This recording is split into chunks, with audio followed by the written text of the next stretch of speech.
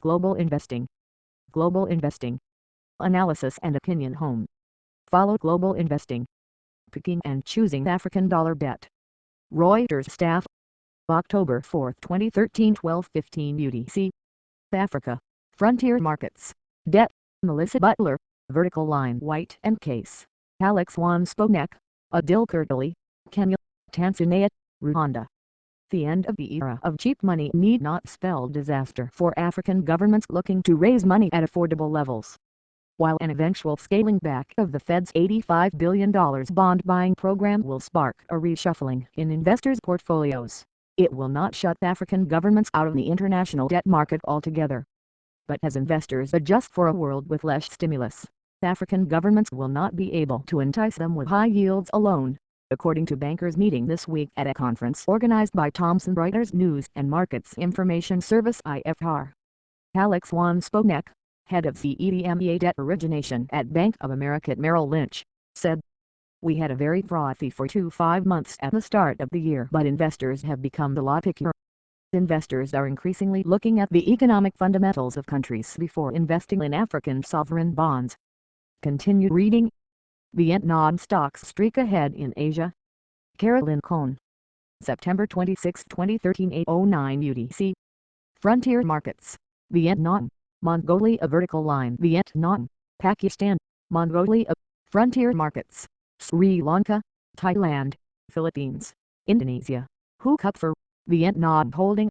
It's been a good year for frontier markets, though some have done better than others. One success story has been Vietnam. Hanoi's domestic VNI equity index is up 17%.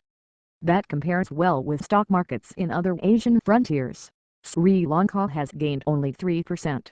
Bangladesh is down 1% on the year and Mongolia has plunged more than 20%, hurt by restrictive foreign investment law.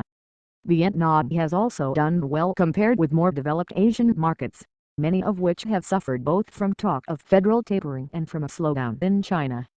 Thai and Indonesian stocks are up only 2 to 3% this year and Malaysia has risen 6%. Continue reading. Bernanke put for emerging markets. Not really. Suchidorito.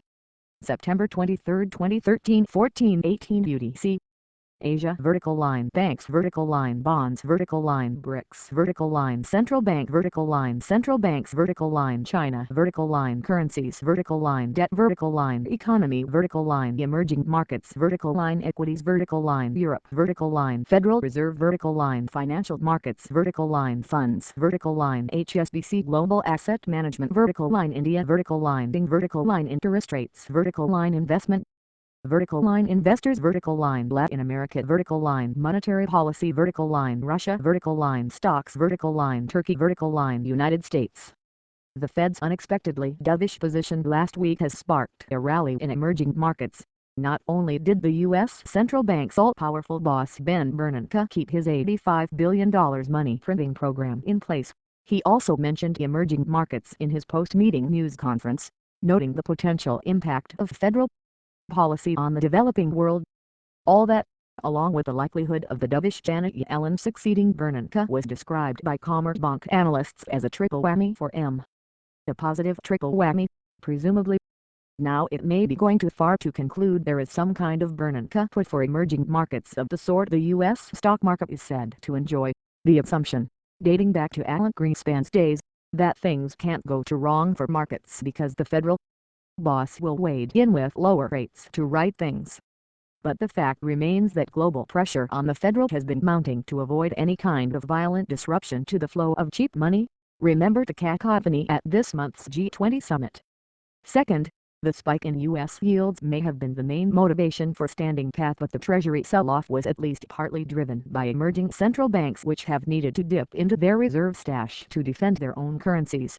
According to IMF estimates, developing countries hold some $3.5 trillion worth of treasuries, of which just under half is in China. See here for my colleague Mike Dolan's June 12 article on the M-Federal linkages. David Spagel, head of emerging debt at Ing Bank in New York, says the decision reflects an appreciation for today's globalized world. Continue reading. Banks lead the equity sector flows. Joel Dimmock. September 23, 2013 13:49 UTC.